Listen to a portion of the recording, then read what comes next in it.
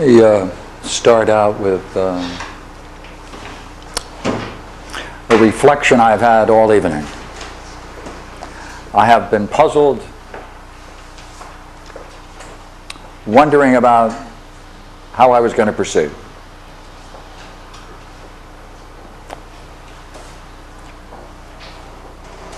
And so I think I'm going to take the more adventurous route. I was going to start with the historical, but I always feel history doesn't really present us with the noblest view, and therefore I'll sneak in history later. So, at the last talk, we were doing Plato's Republic, the arts, the spiritual arts, the training of the philosopher king.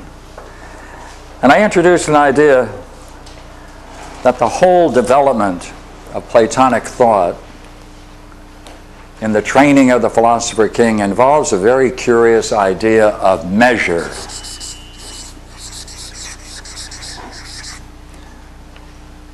Because if you can grasp something, you've measured it. If you've grasped it, then you can define it. If you can define it, you can position it or locate it in a structure. That's what we talked about. Now I'm going to do the same thing. We're going to push the implications of it in terms of Pseudo-Dionysius. But first, let me see if I can get you into a little bit of Platonic arithmetic. Let's start this way. First, there is an ultimate, the good itself. The good itself is called the object of all of man's desires, and all desire, it's the ultimate object of desire. When you want to consider it, therefore, in terms of an object of desire, you call it the good. If you want to talk about it of its intellectual side, you talk about it as the one. And they are metaphysically equivalent. Now, in terms of Platonic vision, the one overflows because it's so perfect that it overflows. There are three possibilities, of course. That overflowing could deplete itself, and then it would be less than itself because of the creation. It could be just even with itself, and therefore any creation that flowed from it would deprive itself of some of its own substance. Or it could be an overabundance, a flowing. And that's the image that's used, an overflowing abundance. That's called the procession. And once it proceeds, it then, of course, returns to its source. And in that return, that's called the reversion. So therefore, there is something inherent in the one that overflows. Therefore, there's an immanent quality. It overflows. That's a procession. It returns back to its source. At that moment, in returning to its source, it recognizes, it knows the nature of its source. Therefore, that comes into existence intelligence. Now, it's not a passive intelligence, because it took all of this. This is a power. This is a power. This is a return of vast power. Therefore, it is vitality itself. And since what is encountered is not illusion, but the nature of reality, therefore, it is being. These three together are what is called, therefore, sometimes being, sometimes intelligence. And therefore, we have the good, or the one, because of its overflowing. This is a metaphysical creation. There comes into existence being, vitality, hyphenated intelligence. Now, the very same The very same dynamic takes place on that level. And it too carries on the same kind of activity. And it generates, therefore, soul, world soul. Same thing takes place, and then we have individual soul and body.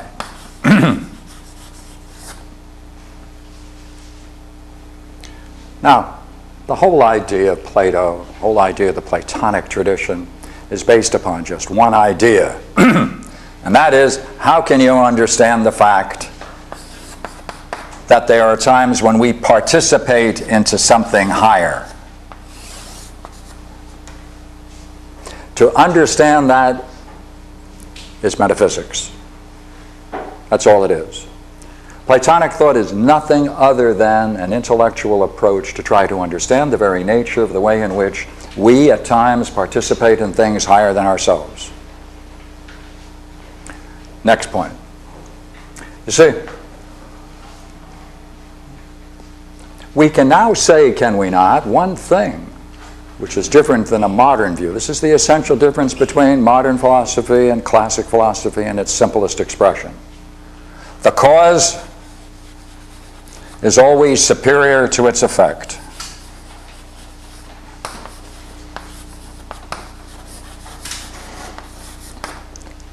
So much so that the effect must always produce a likeness to its superior. A likeness. Never the same. It produces a likeness. But wait a minute, did we not say a moment ago that this is a series of causes and effects and causes and effects? That's right. Each one is overflowing. Each one, therefore, is a cause that produces the next one. Each one, therefore, is superior to the next one. That means there's a hierarchy. Necessarily, that means there's a hierarchy. If this is producing this, then this must be inferior to that. Therefore, this is superior to that. Good heavens, if this overflows producing this, then this is superior to this. In a similar way, this is superior to this. Therefore, we have a hierarchy. Necessarily a hierarchy based upon this one simple fact. Right?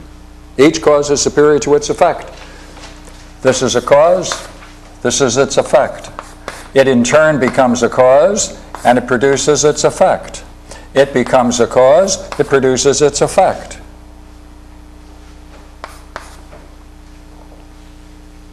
Therefore, to express that in one word, hierarchy.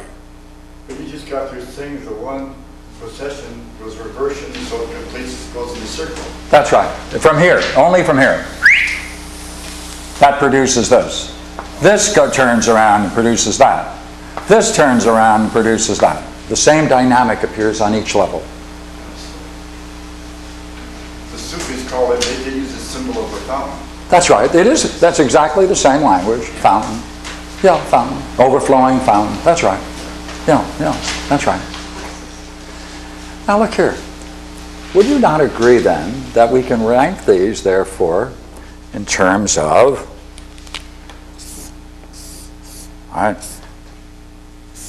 this is higher than that, this is higher than that, this is higher than that. Therefore, since the relationship between these two is a higher to a lower, and now that lower becomes a higher in respect to this,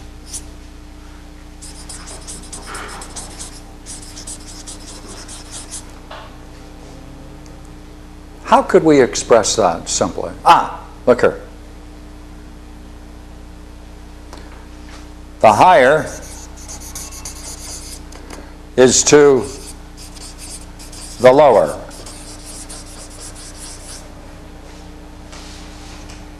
And that lower becomes a higher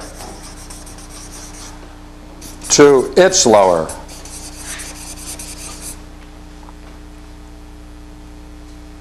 Well, that's interesting.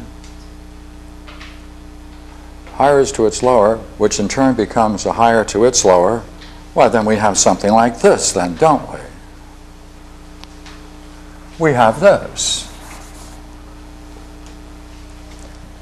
A higher is to its lower, which in turn becomes a higher to its lower. Therefore, that middle term is a mean between the two extremes. That's a mean analogy. That's a mean analogy. That defines a mean analogy.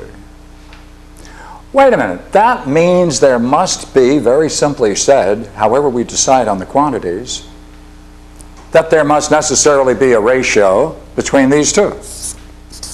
A ratio, of course, is the way two things relate in some principle. Equally well, there must be some ratio between these and some ratio between these in a descending scale. Like this. Look here. Let me look. It's exactly like this then. A is to B as B is to C, as C is to D, as D is to E. See, that's a mean analogy. The mean terms being the same, just as we showed here. Now we can take this as an analogy. Mean terms are the same. Hey, we can take this as an analogy. Mean terms are the same. Therefore, we have a descending scale of mean analogies, don't we? Now look here, the principle behind each one of these. Now there is a principle behind each one of these because something emerges that has great vitality since it's capable of producing something and brings something into existence that formerly wasn't in existence. That's a likeness to itself. That means, therefore, there is some... Now, here's the word ratio. It's a very curious word, right? I'm going to use the Greek for it, all right? Ratio. Logos. That's the logos. Which in the Gospel of John, in the beginning was the Word. The Word, that's logos. Same word, ratio. Therefore, inherent at each level, the way we can talk about each level, therefore, is that each particular division has its own unique logos.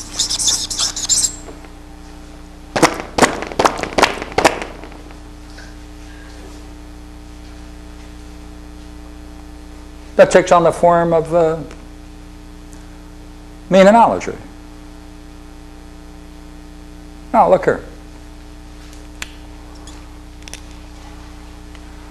What is it about a ratio, logos, that's so interesting?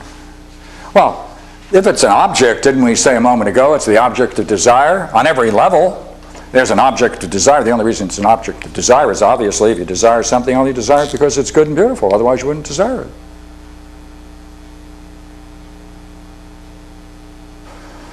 That means surrounding each logos is beauty, necessarily.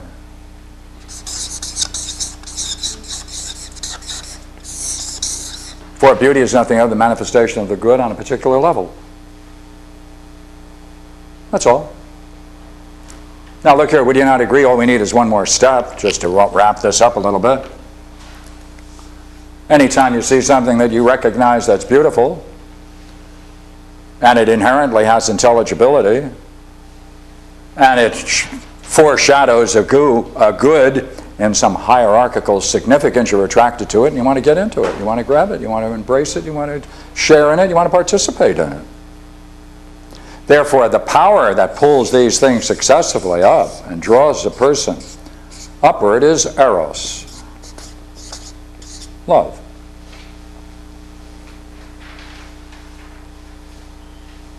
So therefore, the basic power behind the whole thing is not love divorced from beauty, but necessarily beauty is the thing which makes it so attractive and spurs us all into it.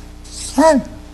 The whole problem in philosophy is nothing else but to try to persuade people who haven't known it, or haven't seen it, or haven't experienced, or haven't guessed it, that higher reality is more beautiful than the one you're in, wherever you are. That's all. And there ought to be some way of going successively from each one to the higher. And that's the training of the philosopher king, or the training of the philosopher in the Platonic tradition. Now, this shows itself up in many, many great works of literature. The Platonic tradition started, as you know, way back in the days of Parmenides, continued all the way up. Now we're going into a little bit of history. We're not bringing history.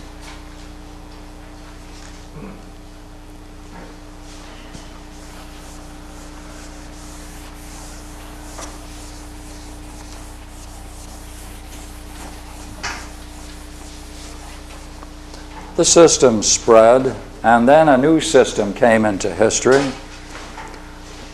Not entirely new, but sufficiently different to challenge it, and that was Christianity.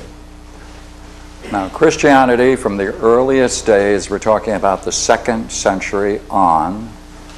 This is the view of Christianity from the 2nd century on to the 17th century. It's called parallel revelation.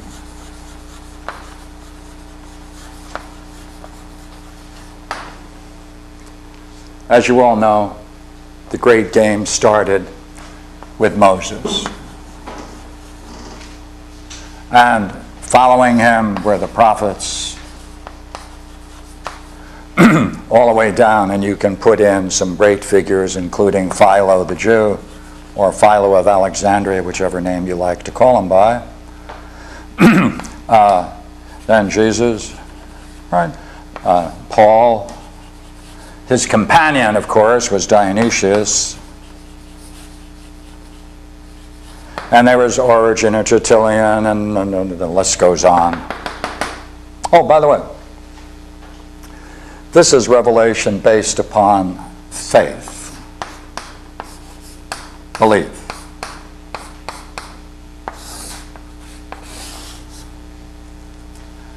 Now, from the 2nd to the 17th century, it was believed that parallel to this at the same time was Hermes Trismegistus.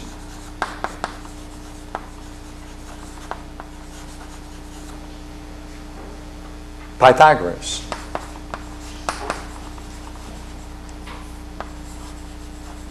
And a whole line of Greek thinkers until you get to the more familiar names of Socrates, Plato, Aristotle, and we can go on, get other names, Pausanias, Pausanias,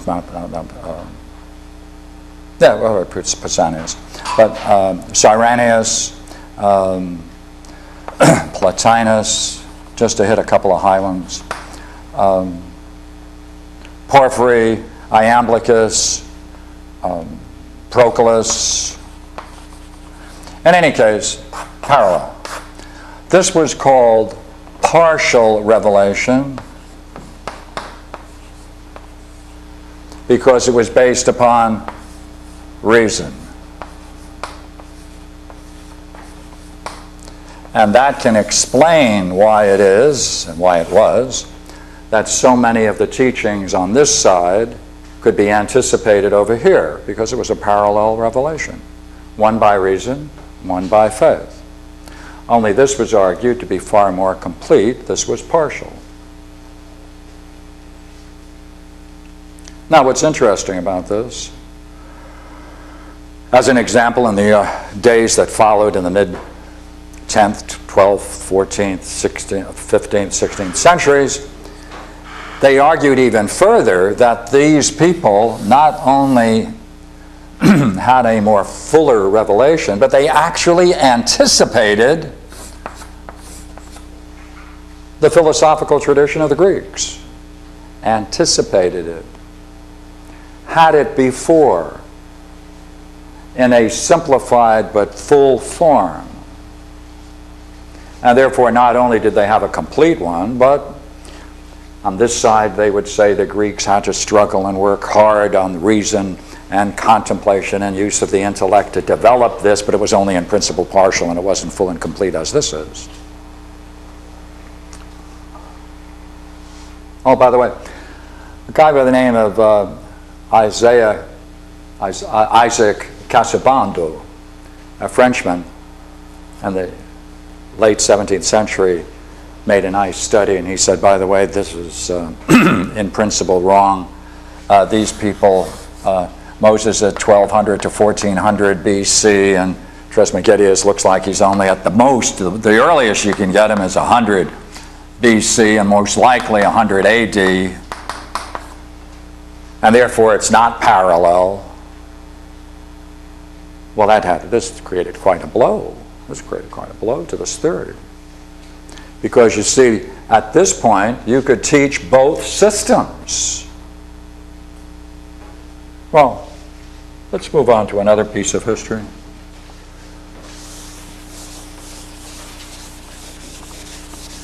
This name, Dionysius, is honored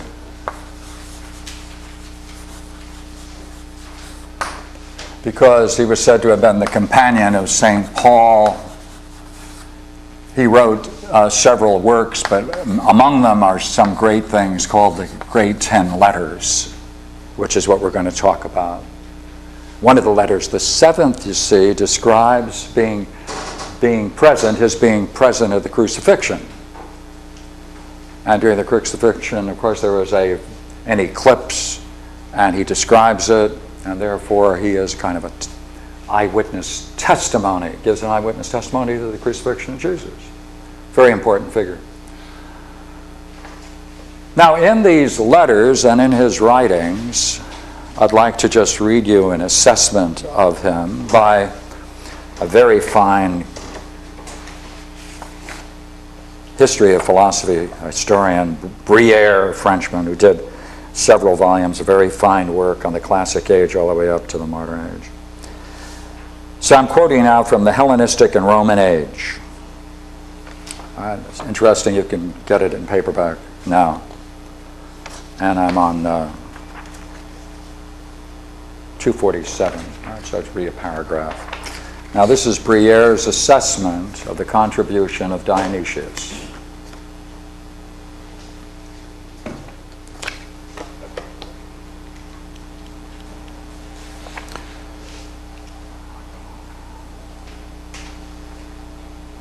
His writings fall into two classes, the celestial hierarchy and the ecclesiastical hierarchy, which study the complete series of creatures capable of receiving divine revelation from the highest to the lowest. I'm skipping. The second includes divine names and mystical theology. The writings of Dionysius constitute a complete course in theology.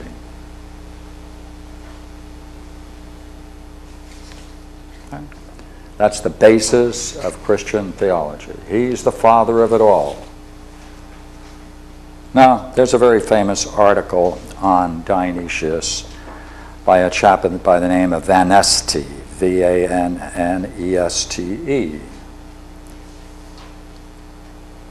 And I'm going to again read something for you.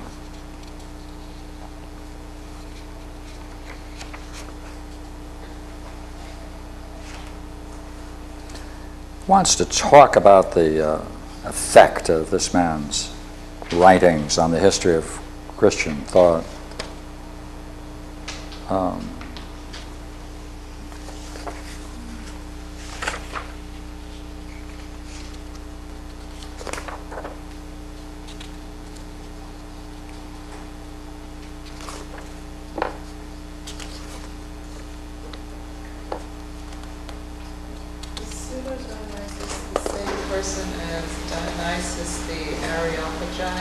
Yes.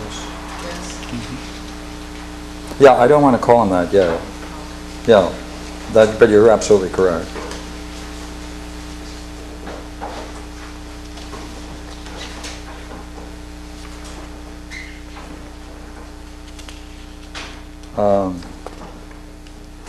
It's what happens when I don't underline something or make a note off of it.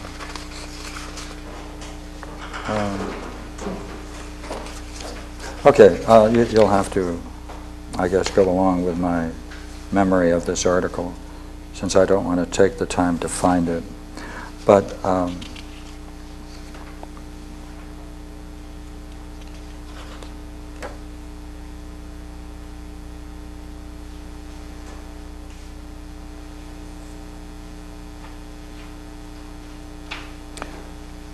Dionysius' works are like a catalyst, both in theology and mysticism.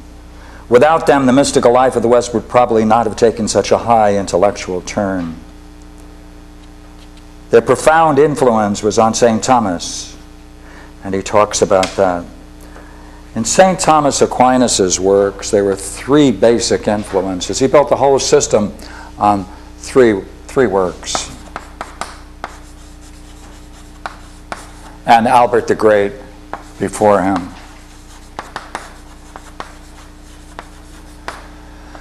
Thomas used the Bible, of course, Aristotle, and Dionysius. He used them to such an extent that he quoted him in his writings 1,700 times. I would say that's owing quite a bit to an author. Albert the Great quotes him in his writings 1,100 times. His thought is so well structured and is the foundation of Christian metaphysics that they can easily use it and then build an entire system upon its foundations. Now,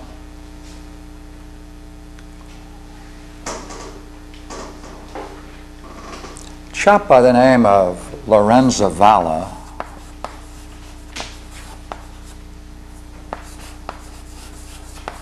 who, if anyone ever can influence any movie production to make a film, I would say that's the only man worthy of making a film of in the entire Western European tradition. He's more significant than any other person that I know of. I'll give you the reasons why I think that's true. Number one, he looked at the writings of Dionysius and he said, I can demonstrate that they could not have been written before 830 AD. The whole thing is a forgery.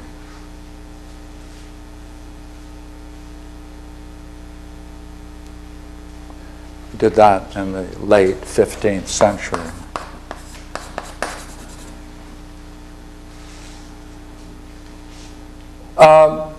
Interesting enough, the probable date for it is 530 AD. Now, a lot of authorities disagree about this date, and it goes up and down depending upon who you read. But most will accept somewhere between 530, 532, but not later. Some go earlier. Now, that's a very interesting date. You see, this entire system started formally with Plato, and he started his academy in Athens at 400 BC. It went on continuously, uninterrupted, until 529, when the Christian emperor Justinian said, look here, we cannot allow these philosophers to perpetuate their teaching. From this point on, there will be no public teaching of philosophy anywhere in the kingdom. And therefore, he closed down the schools where philosophy was part of a public instruction. The aristocrats could study it independently, but no public instruction of Platonic or pagan philosophy was allowed from this point on into Europe, and that brought on the Dark Ages. The people in the academy at that time, because King Croesus of Syria intervened and said, we'll take them. And so the last remaining philosophers in Europe, Platonic philosophers, left Athens and they moved to Syria. Started many interesting things in Syria, which later became a center, by the way, for Islamic thought, and they continued the Platonic tradition there. It also went to Baghdad in the 10th century until the White Huns came down and destroyed it. Then it moved into Islamic thought again and moved into Islamic Spain, where it flourished, and then it was brought partially into Europe in the 12th century, 11th century, 12th century, 13th century in a series of translations. Now look here. I am not interested in dates because of datings. But would you find it curious that they found these texts, Dionysius' text, in Syria at 530? Suppose it turns out that the metaphysics of Dionysius is nothing other than this entire system of Platonic thought introduced into Christianity by various little subtle devices, changing of language here and there. Instead of calling intellect, instead of calling this intelligence, vitality, and being, the realm of the angels. Same dynamics. Instead of talking about the good one, God. But he talks about him in such an interesting way. He defines God, Dionysius defines God as the good. He says God, comma, the good. Most often when he uses it. In his writings, especially in the letters, he brings in all of the basic principles we've been talking here. He brings them in a very fine and wonderful way, because the arguments Dionysius uses turns out to have a one-to-one correspondence with Proclus. Proclus was 470 AD.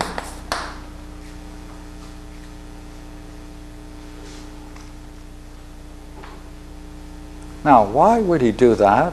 What's going on, and what sense can we make of it? Now look here. This is rather curious, is it not? Let me offer a couple of suggestions, but before I do that, I want to make two more points here, and then we're going to move into the thought. All right? Lorenzo Valla did two other things that were really quite interesting. He got a copy. You see, in the 15th century, what was happening, everyone anticipated the fact that the last bastion of Greek civilization at Constantinople was about to crumble. The Turks or the Islamics had been trying to conquer that small little area that was still left of the classical age, and they were not able to. But the overwhelming forces were imposing itself upon them for a final attack, and therefore the Greeks living at that time, they put on boats the best of their scriptures, the best of their writings, their philosophical writings, mathematical writings, their medicine, all of that literature, and they put them on boats and sent them to that great city called Florence, and started Plato's Academy once more, called Ficino's Plato Academy. For the first time, Europe got Latin-speaking Europe. They never had it before. They never had Plato before. They never had Plotinus, Proclus, any of this stuff. They had a couple of bastard translations, as they call them, of Plato's dialogue, the Phaedo, a very poor one of the Timaeus. So from 1495 on, Ficino and his school at Florence started a vast translation program, and they turned out work after work translated into Latin, and therefore the first time Europeans, Latin-speaking or Latin-based people, got into classical thought. They didn't have it before. It started then. Valla studied there. Right? Valla studied Greek. That was the thing to get into, because they had been walking around ruins for years and couldn't duplicate even the ruins. Now the thought came into Europe, and it woke up Europe, and that was called the Renaissance, which is a misnomer. So they never had a birth before, so they couldn't have a rebirth. That's what Renaissance means. Now, you know what's interesting now, you see, is when this literature came in, they also brought with them early Greek Bibles. Now, the Bible was written in Greek, Old and New Testament, right? Hebrew Bible, what was not intelligible to the vast number of Jews. They all spoke Greek. They didn't speak Hebrew. Hebrew was already a dead language in the 2nd century BC. Therefore, they translated the Septuagint into Greek that early. The New Testament is in Greek. The Latin world, Europe, the Latin world, only had a Latin translation of the Bible called the Vulgate. sometimes called St. Jerome's translation.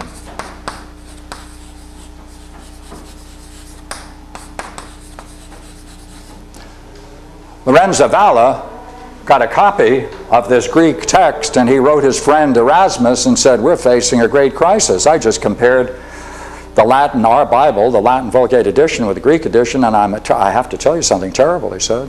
There's so many differences between the two that we're facing a crisis of the faith. This shocked them so much that they did not publish the findings. They just sent it around in letters to all of the major Renaissance thinkers. So slowly the word got out. Now, Lorenzo Valla did one more thing, and I'd like to add that to the drama.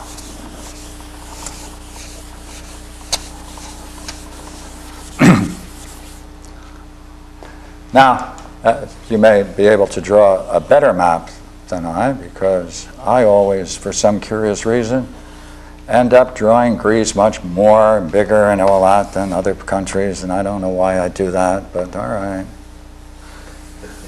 All right. Now look here. The Roman Empire was divided in two parts: the Latin-speaking, the Greek-speaking. Because it was so unmanageable, that's the way they broke it up in the 3rd century. When Emperor Constantine became Emperor of Rome, he saw again and again from past history that the Europeans coming down here, what were the Europeans called in those days? Barbarians, right? They were the barbarians. They were sacking Rome again and again and again, and he looked at the area and he said, look here, this is an indefensible place. You can't defend it. Once you break through the Alps, there's no natural defense line. So he came up with a brilliant idea. He said, you know what we should do? We should move the capital of the Roman Empire. That's the Black Sea, and over here's the Caspian Sea, right? He said, let's move the Roman Empire's capital from Rome to this little jutting land here. It's a peninsula, because there's deep marshes along this side. It makes it absolutely impossible to be attacked by land. If we're attacked by sea and this way, it doesn't make any difference. We can get supplies this way. And this, of course, you know, is the Bosporus. And he said anytime anyone tries to attack us this way, we can just construct a link chain across that, and no ships will be able to attack us. So therefore, it was virtually impregnable.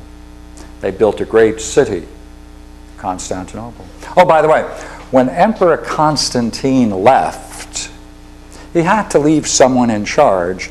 So he made up this beautiful document, which, by the way, the church rolled out for many, many years during public demonstrations.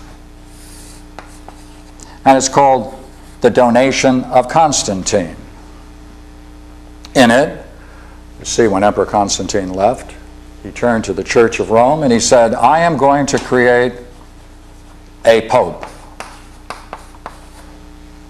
And I'm going to bequeath to him all of the powers necessary to manage all of the lands to the west of that line. We will maintain to the east.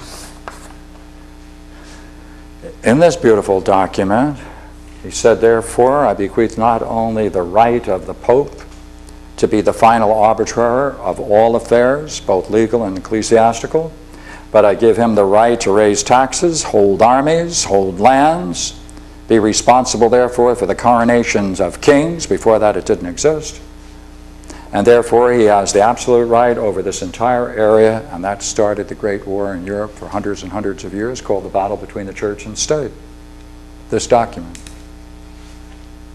Oh, what does this have to do with Lorenzo Valla?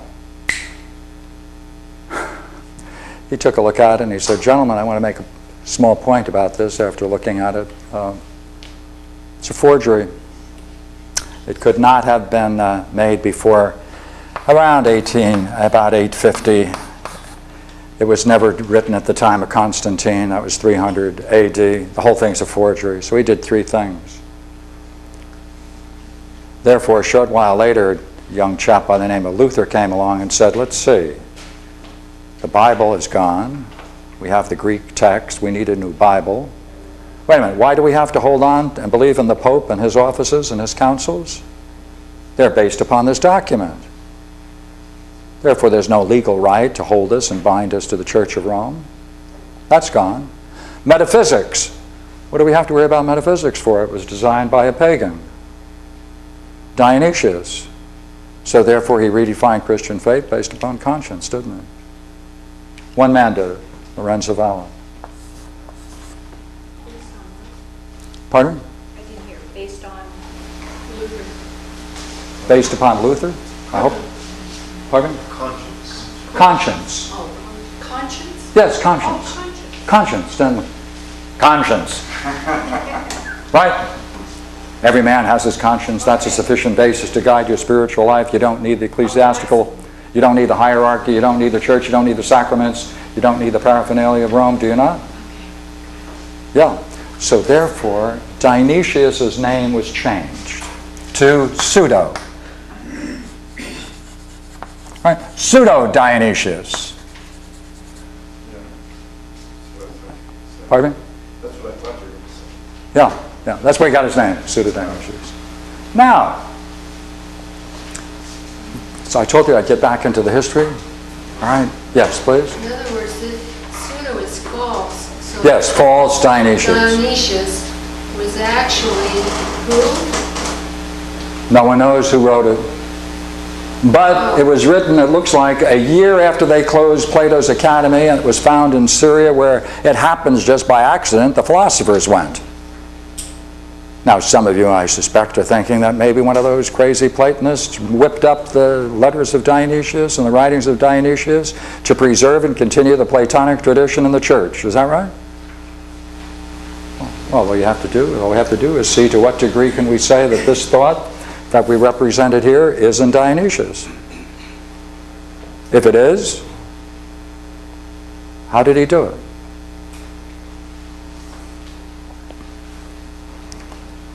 All right. Now, I thought you'd like that historical introduction. And now I'd like to tell you about the 10 letters. All right, 10 letters. I gave you a sheet, 10 letters. Now, if you have time someday to get a good book and you want to get into this in some detail, I strongly recommend you get the book, The Hierarchy and the Definition of Order in the Letters of Pseudo-Dionysius by Hathaway.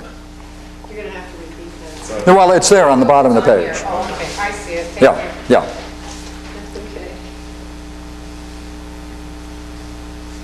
Do you have an extra sheet? Yes, I do. Didn't you get one? Excuse me. I beg your pardon. Yeah, let me make sure you got that. It's also good for a Christmas gift if makes good Christmas cards if you fold them over. Right. Give it to the right person. Yes, yes, it's a good gift. I think so. I don't, even though it's a joke, it's quite serious. Now, what I'm going to do now is summarize some of the points that Hathaway has made. He's a very fine scholar. He plays the violin beautifully, by the way. Right. And he makes the following points, and he can show why it is that they are the way they are. And it's not part of my thesis that I'm going to present to you, therefore I'm just going to summarize them so I can do what I want to do. All right, first thing he says. These 10 letters bear a very close relationship to Parmenides. If you take Parmenides, Plato's Parmenides, and he has what are called the 9 hypotheses. All right? And guess what they are? The first, second, third, fourth, fifth. The first is called the One. The second has been given the name intelligence, being, etc. Soul, body and soul. And matter, or unformed, non-living, right? 2, 3, 4, 5. And then there's the denial of these, the denial of the second, the denial of the third, the denial of the fourth, the denial of the fifth. That is to say, he whips out a great metaphysics where he shows you can understand the nature of the one. He gives you the logic and the tools necessary to understand intellectually intelligence, the soul, body and soul, matter. And then these are the arguments against it, which is a rejection of each of those points in the sequence that I just made. So, one is pure, stands alone. Two, you can actually, if you'd like to see it in a figure, I think of it in a figure and I'd like to share that with you. Stay there. You can put the second, third, fourth, and fifth hypothesis, which represents each one of these, and their denial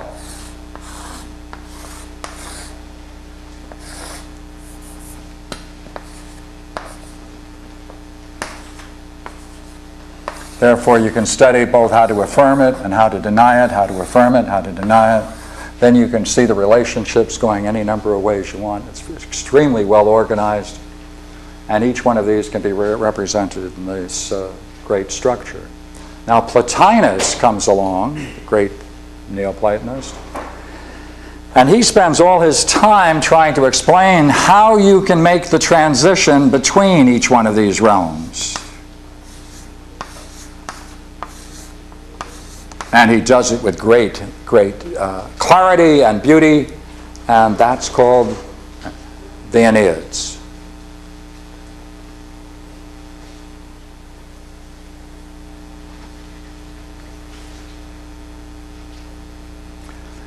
These, as we said a moment ago, are hierarchically arranged. There's a hierarchical order.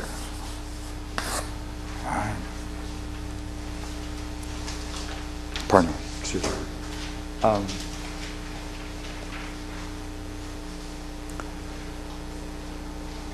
Proclus does the astonishing. Proclus is the only, by the way, he's the only systematic thinker in the history of Europe, and he's never studied. No one studies him.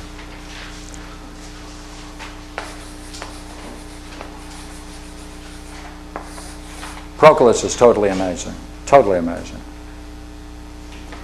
He develops a rational system that makes clear every idea that's built by Plato and Plotinus, and he puts it in a beautiful intellectual system called the Elements of Theology. That's what he calls it, the Elements of Theology.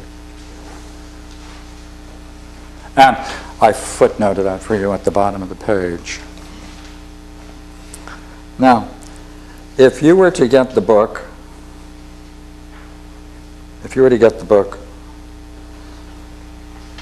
Proclus's Elements of Theology, and you see those numbers, the propositions, 2, 23, 27, 28, 40, 64, 65, 100, 103, right, 148, 151, right, 185, 103, 203, right. If you just studied those, you could then go back into Pseudo-Dionysius and you could go line by line and you can say, restatement, quote. But with this first, let's go back, all right? Now, how does the letters represent this? According to Hathaway, and he does a beautiful job, he says you can take the first letter, you can put the letters right along here. Pseudo-Dionysius took Plato's metaphysics. Dionysius took the Parmenides, this vast structure, and he represents each one of these great hypotheses, as they're called, by addressing a letter to 4 monks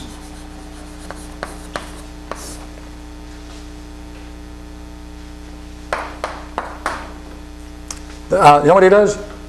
Then a minister, and then a priest,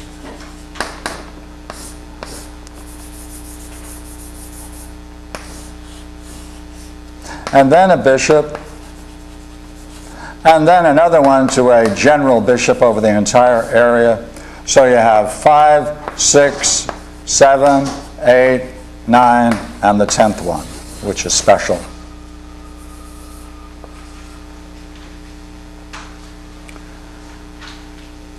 Now, Dionysius is going to do one basic thing over and over again in these 10 letters. He's going to try to demonstrate to presumably the person to whom he sent the letter, he's going to try to demonstrate that in order to bring around a natural justice in the church and in its functioning, you have to have these people arranged in a hierarchical order.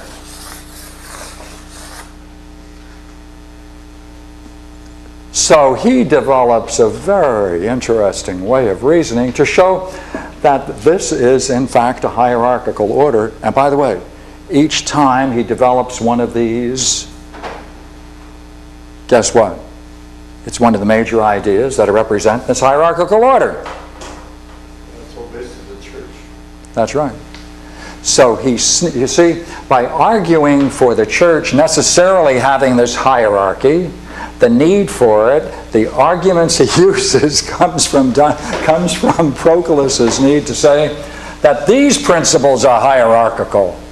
He transfers the reasoning from his metaphysical system that justifies the hierarchy, the very same reasons, the very same arguments he uses in each one of these letters. Plato's Republic. That's right. And Plato's Republic. First one starts with Plato's Republic. Yes, you can also take the first, the third, the fifth, the seventh, the ninth letters and put them parallel with Plato's Republic. That's another way of doing it. That's true. You can do that too. Yeah. So the guy's immensely clever. Yeah. But wait a minute. There's something missing here. And this is called the problem. And that's what I wanted to talk about a little bit tonight. The problem. Why does Pseudo-Dionysius, or Dionysius, why does he bring in a monk? And he breaks the whole order. I mean, he's violating the hierarchical order. This is very strange. I mean, what's he doing it for?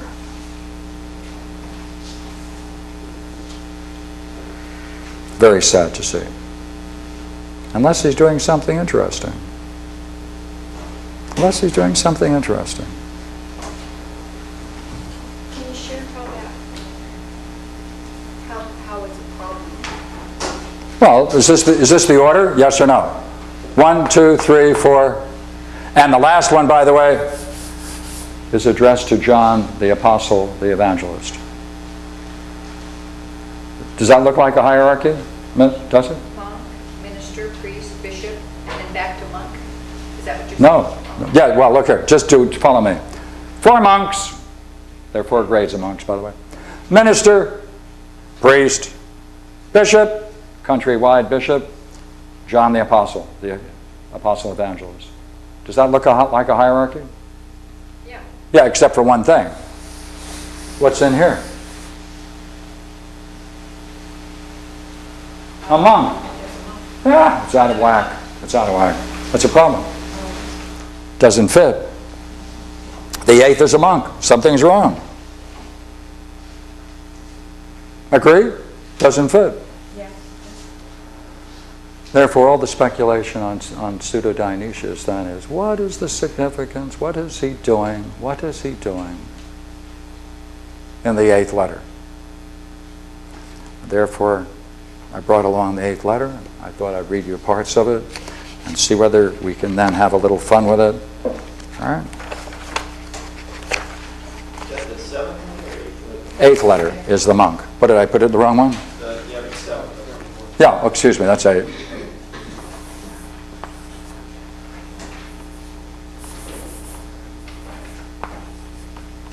Tenth is John, the apostle.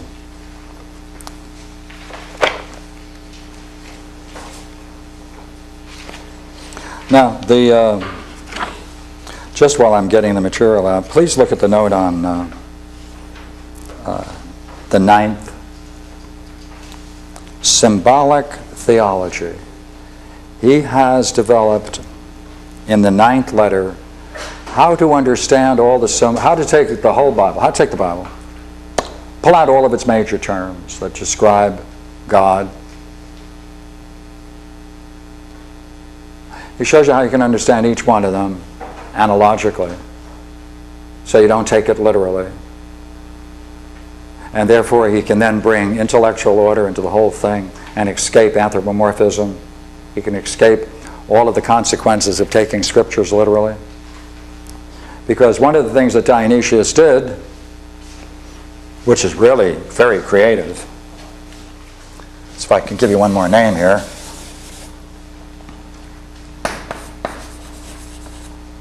Philo from Alexandria, or Philo the Jew.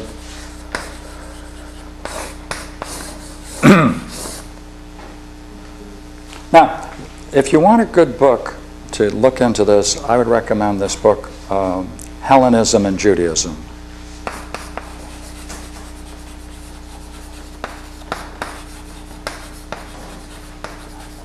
By Hengel. It's a two-volume work. Beautiful piece of work.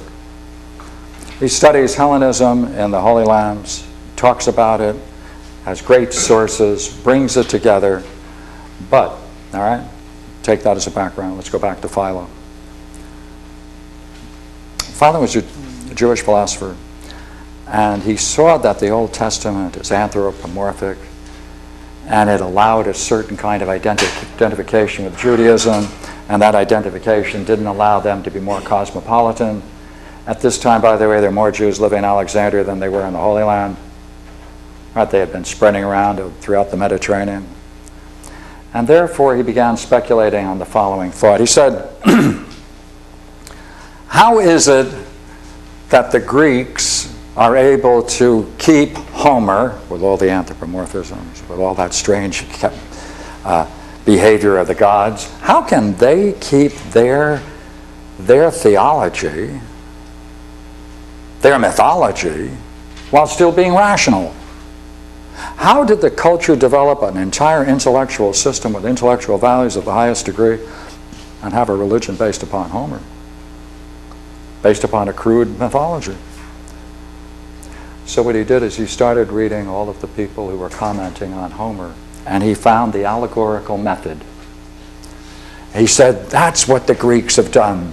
They have, through the use of analogy and using the allegorical method, he changed it into an allegory.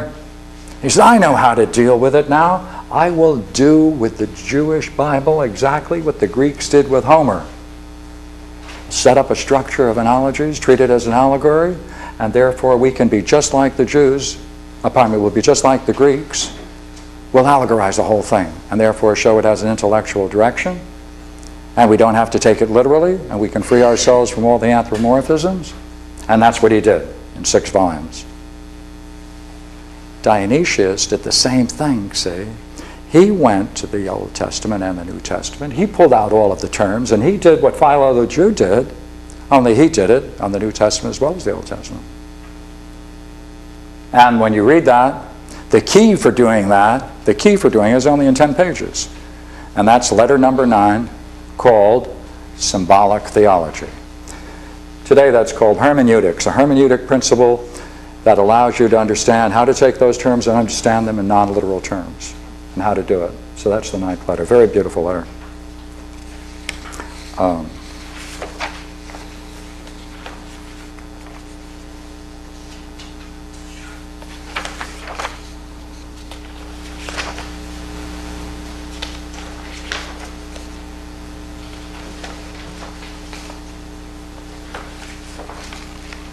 Here we are.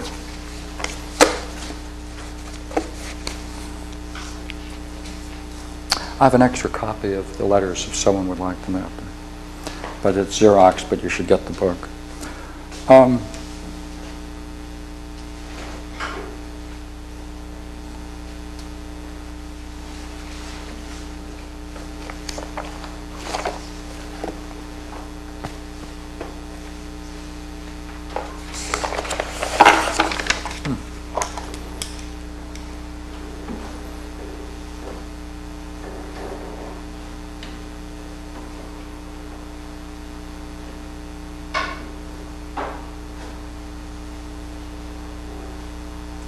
I'm going to just read a few things first to show you how he links the idea of God with the good and the language he uses in order to build up an argument. All right, that's what I'm going to do.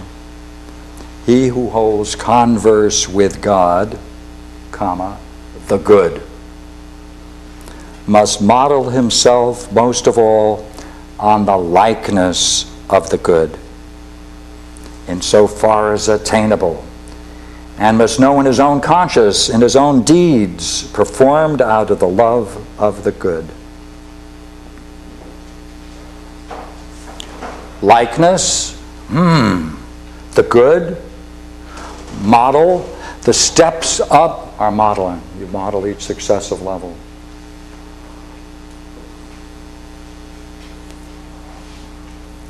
What made David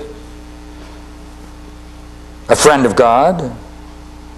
Only the fact that he was good, even good to his enemies.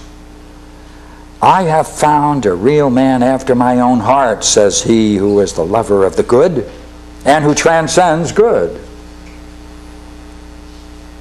A good law was laid out even for enjoying the care of one's enemy's oxen. Now consider Paul, everything that Paul said. What does Jerusalem have to do with Athens? Right? Remember all the statements about Pauline theology, you have them in your mind? Notice Dionysius now. The Word of God celebrates all good men who neither suspected nor did evil things, nor followed those changing from goodness because of the evils of others, but who on the contrary follow those who made the evil good and simple in a divine way, giving to them their own manifold goodness and reasonably summing them to its likeness. But let us raise ourselves to that which is above, praising neither meekness of saintly men, nor the good deeds of men-loving angels who take compassion on nations and plead for the good of their behalf, nor praising other things regarding the good deeds of angels, such as the Word of God, but receiving in peace the good, bringing rays of the really good and trans-good Christ. Let us raise on these to his divine good works. This is not a sign. Is this not a sign of goodness beyond speaking and above knowing? That he made beings to be. Here, that's what it is. The one made being. Right? Made the beings to being. And having led all things, right? And having led all things into being, that he wills all things eternally to be like himself and to have things in common with him, each according to its own aptitude. See, he's now going to go on a whole thesis of light. And Proclus is going to say, in this structure, that one way to look at this, as this is light descends, beatific light, divine radiance and luminosity spreads through the whole. That's the bind that keeps all the universe together. Therefore, he's going to use images of light. Dionysius is going to use images of light, radiance, the sun. Contrary-wise, he's going to use the cave and darkness. And we're going to say, hey, I know that language. That comes out of the allegory of the cave. That's right. He's using it in his back pocket the entire time. Now,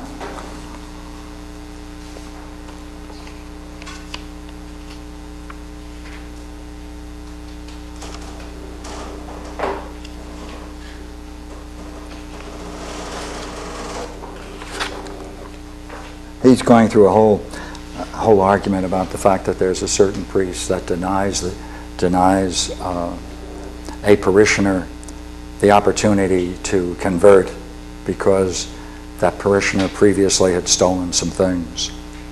And I'm skipping that. It's a very beautiful story because I want to get to this point. He's now looking at this entire list, the ministers, the priests, the bishops, John the evangelist. Each class of beings around God is more divine in form than that which stands further away. And those nearer the true light are more full of light and able to shed light. Now, don't take the nearness in a spatial sense, but according to the sense of the aptitude of each class for receiving the gift of God. For each class has an aptitude and a receptivity to the unfolding effluence and light. To the degree they have a capacity for it, they merge with it on a higher level.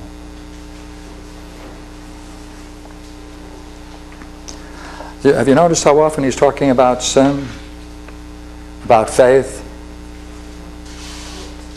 about post-resurrection? Nothing. It's the great Dionysius. It's not one line in the 10 letters of it. But each class of beings around God, let's just talk about each class.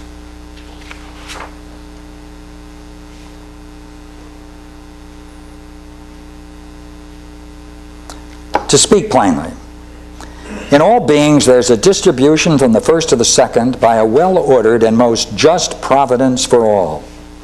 Consequently, it is those who have been arranged by God to rule over others who must distribute what is fitting first to themselves and then to their inferiors. Therefore, that overflowing, the whole order, is nothing other than the unfolding of, here's the new word, providence.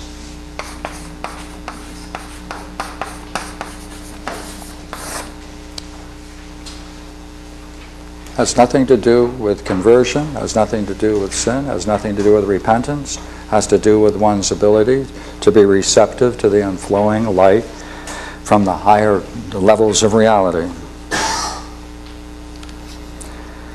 And now he's going to go into, now he wants to now talk about how all this relates to the soul of man, so he's going to get a hierarchy in the soul of man. And he's going to have reason, he's going to have passion, he's going to have appetites, and that comes right out of Plato's Republic.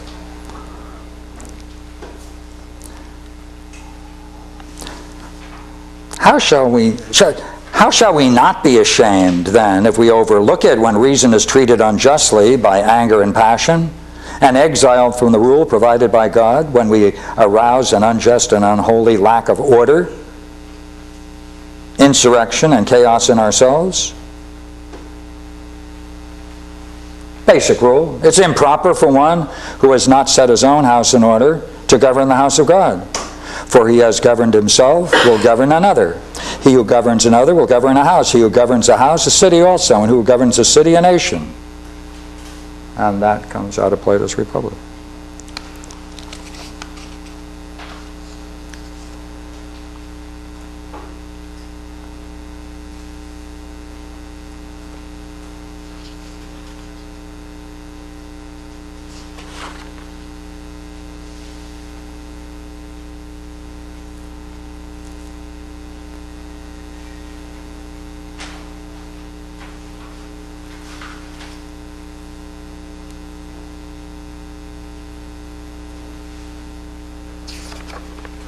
Okay, let me give another one. Very interesting.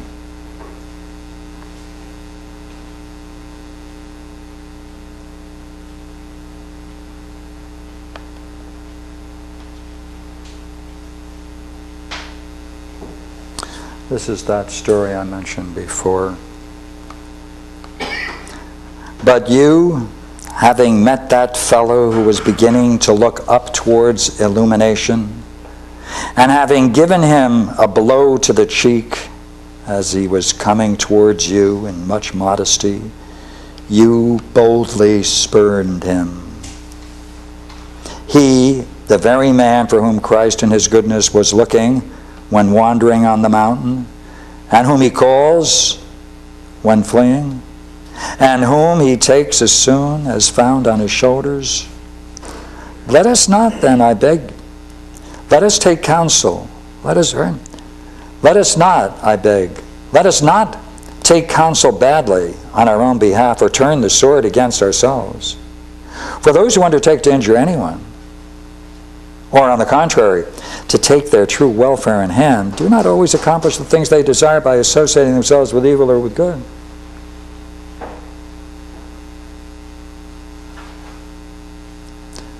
Therefore, for this reason, right, An eager desire is roused in us for God, the good, and always to be with the Lord, and not to be marked off together with evil away from the most just, to endure there what is fitting for us in our own natures.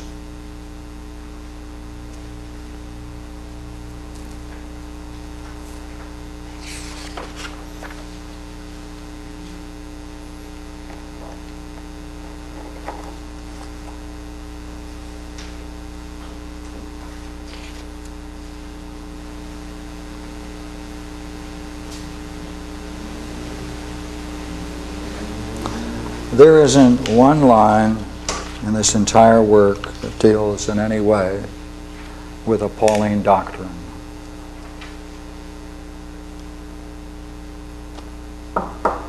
Have I given enough quotes to at least raise the possibility that what he is doing is taking this entire work and translating Neoplatonic thought into Christian metaphysics? Because I want to go one more step. Yeah, please. I have a book by James Price. He shows where the book of Revelation is taken almost word for word right out of Plato. Yeah. The whole book of Revelation comes right out of Plato. Yeah.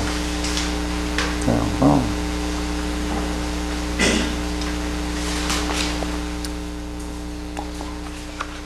Okay.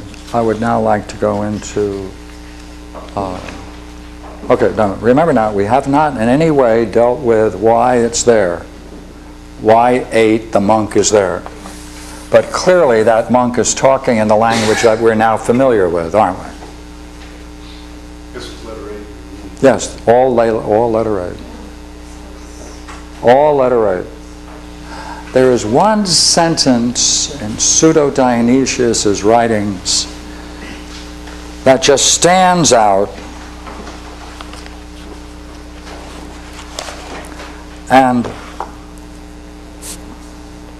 he says, the monk, the highest monk, is preparing himself for philosophy and intellectual contemplation.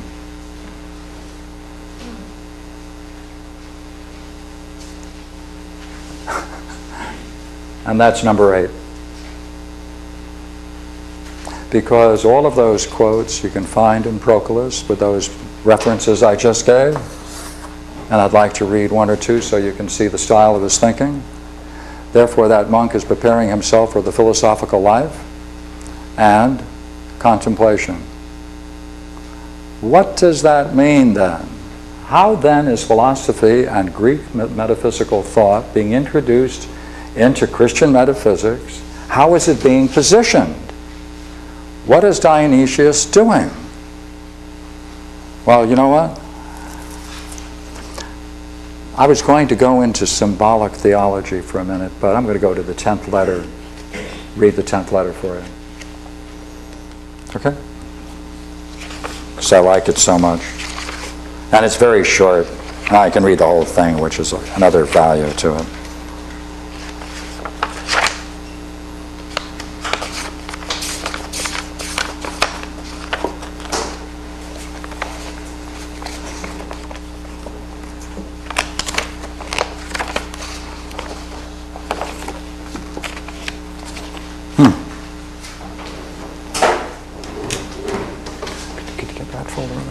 I got it. Never mind. I didn't think the... Yeah, okay. I was worried about that wire reaching that distance. Okay.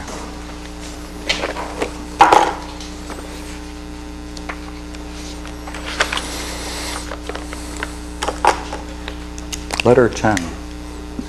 To John the theologian, the apostle, the evangelist, in exile on the island of Patmos, I address your holy soul, O beloved one, and it is my privilege to be closer to you than others. First point, right? Closer to him than to others. Greetings, truly beloved, especially beloved of that which is really the object of love, desire, and affection. What is remarkable in the fact that Christ proclaims the truth, and the unjust drive his disciples from their cities when they are unjust, and are giving themselves what they deserve. And the accursed are separating themselves from the holy and are departing from them. Principle. Truly things visible are manifest signs of the invisible. That's one of the ratios. The visible stands to the invisible in a ratio. Nor will God be the cause of the just separations of men from himself, but they will wholly separate themselves, just as we see others here in this world living with God because they are lovers of the truth, because they withdraw from the material involvements of the passions and desire peace and all freedom.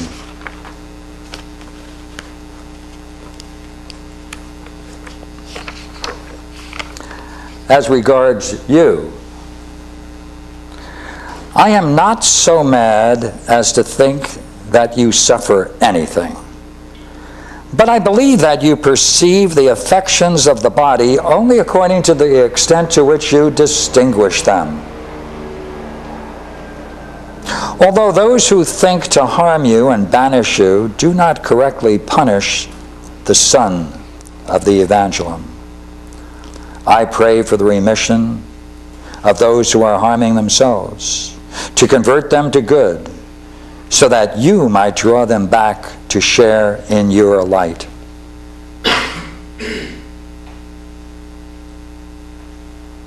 The word "your" is put in by the translator. It could be left out. For my part, all right, here's the conclusion. For my part, nothing contrary deprives me of the light full ray of John. For the present we shall read these writings in the memory and the renewal of this, your true teaching about God. And in short, while I say it, though it be audacious, we shall be joined to you. I am trustworthy concerning the things prophesied of God about you. I am trustworthy concerning the things prophesied of God about you. Having both learned and then stated that you will leave the prison on Patmos, that you will return to Asia Minor, and there produce imitations of the good God, and leave them to posterity. What is he claiming?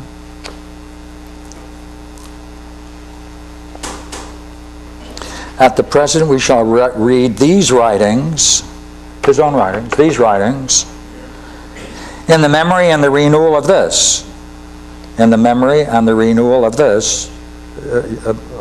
Right? In the memory and the renewal of your teachings about God. What kind of a claim is that? For the present we shall read these writings in the memory and renewal of this, your teachings about God. And we shall be joined to you. I'm trustworthy concerning things prophesied to God about you, having learned and then stated that you leave the prison on Patmos, that you will leave the prison, and you'll return to Asia Minor, and there produce imitations of the good. Okay? He's prophesizing, is he not? He believes that these writings are going to be continued. These writings are the philosophical statements from the Platonic tradition. Isn't it through memory too? Yeah. Is there memory? Yeah. Therefore, what's number 10 doing? These writings, he believes are going to be continued.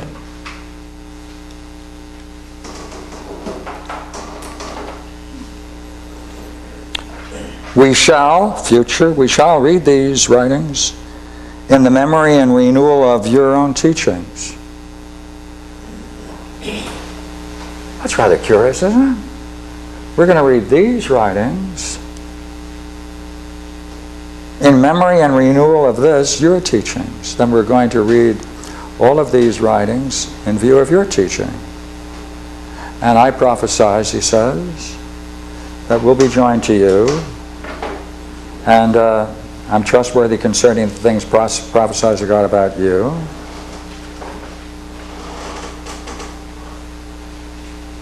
It worked. It worked, didn't it? They incorporated these teachings into the church's doctrines. He saw it. He saw it at the time of writing it. And therefore he brought in the Platonic tradition into Christian metaphysics.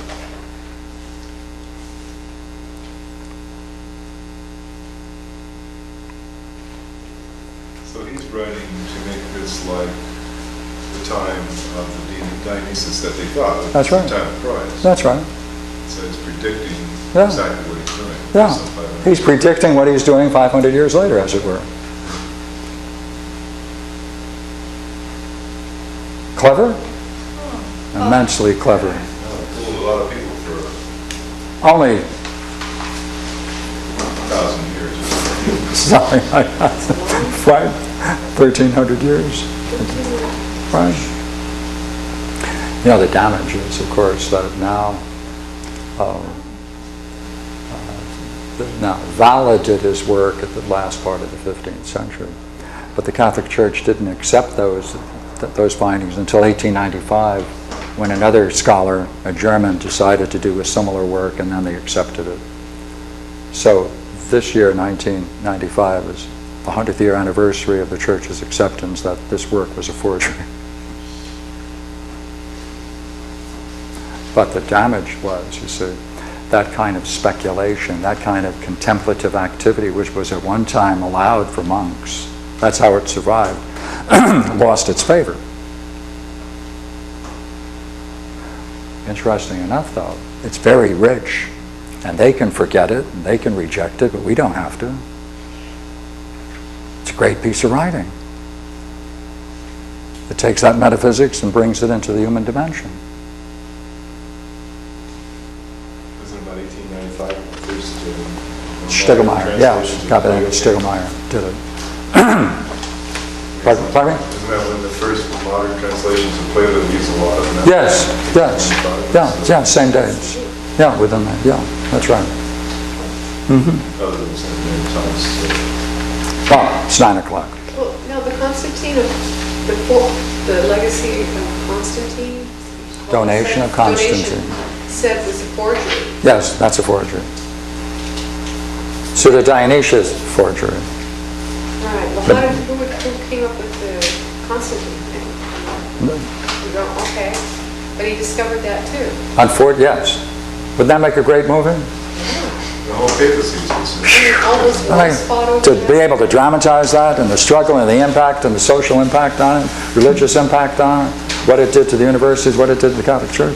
Immense. Would it be a great story? It'd be a great story. What about the area of That's what he's called. Oh, that's Pseudo-Dionysius the Areopagite. Yeah. And his works are called the Corpus Arrogatium. Yeah. Well, thank you for joining me. yeah. I'll take any questions from the floor. Did I understand you when you said that in memory and renewal of this, your teaching about God, that he's writing this as if it's in the 530 AD and reflecting back? No, Okay, I misunderstood what you said. no, you have all the dates right. Right? This writing is designed as if it were written at the time of Paul.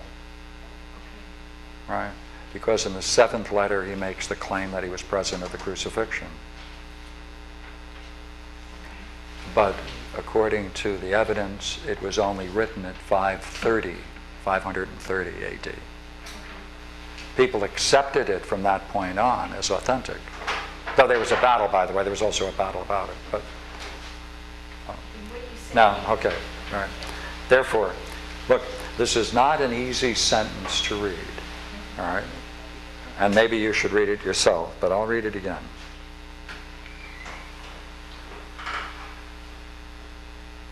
For the present, right, presumably that's at 90 AD. For the present, we shall read these writings, his writings, in the memory and renewal of this, your teachings. We will take these writings in the memory and renewal of your teachings. Whose teachings? His. He's John. John the Apostle. Okay, See, John the Apostle, he did the Gospel Okay. of John and presumably the Revelations. Because when he says the island of Patmos, traditionally that's where the Revelations was written. Now, there's another claim that the John of Revelation was separate from the Oh yeah, John. that's true. John's. Yeah, if you put the dates down, it makes it pretty impossible because the most good number of scholars put the date on the Revelations to be 110 AD. And if it's John, and then if he was 30 at the time when he met Jesus, right, that would make him 110 when he wrote it. And the number of years you put on top of that makes him even older. So, some German scholars put it up to 120. There's a battle in all of this, minus and plus 10 years, by the way. Except for the Gospels, there's a minus plus of about 2 years. So for the present, we shall read these writings in the memory and renewal of yours. Now, you know what that means? That means if you take the Revelations, and what are you going to do with them? And the Gospel of John. If you take these writings as own, in the memory of Revelations, you know what you're going to do? You're going to treat it, the entire work of the Revelations, through symbolic theology. That's the 9th letter. And you'll then generate a proclus metaphysics. That's what you do. Because the 9th letter is the work on symbolic theology. How to take all of the symbols, and treat them rationally as a structure, an intellectual structure. So if you take his writings, and in memory of what John is doing, you know what you're going to do with the Revelations? You're going to intellectualize it and remove all of the anthropomorphic elements. And that's what they did. Clever piece of work, isn't it? Amazing? Well, somebody should tell the evangelist. Pardon me? Somebody should tell the evangelist they're talking about Revelation, things that are going to happen. Yeah. Is it something in the future? It's all happened already. Yeah. Well, always happens. Yeah, good. Yes, please. I'm just still confused about the placement of the monk that's out of place. That's right. That's right. Okay, 2 things, all right. One is, one of the key quotes of Dionysius is that the higher vocation of the monk is to prepare him for philosophy, for a intellectual contemplation of the good. So these are what this is called. These 4 are called basic theology, which I indicated there. This is placed here because he's breaking up this order and making a claim for the role of philosophy, isn't it? Or Proclean metaphysics. In Book 10, he's saying, look, now that I showed you how to understand symbolic material, you can use my writings to understand John's revelations. Clever? I'm just underscoring basically how important his stuff is. Yeah. Now, his other 2 works are immensely interesting. Mystical theology. Alan Watts, by the way, did a very fine translation of the mystical theology, which Dionysius wrote, which I have up here. And so did some other people. But,